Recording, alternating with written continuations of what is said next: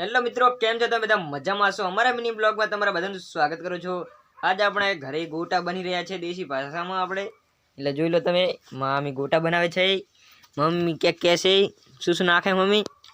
આ છે મેથી, આ છે મરચાં, ડુંગળી, લસણ, લીલું અને હવે બનાવી રહ્યા છે ચટણી બને છે। અને હવે પછી લોટ નાખીને આપણે ગોટા બનાવવાનું કરવાનું ચાલુ।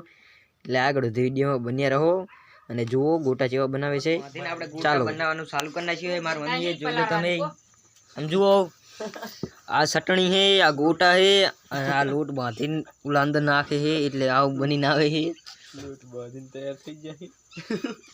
ચાલો હવે આપણે ખાઈ લઈએ ને કે આપણે રહી જાઉં બહાવા હે।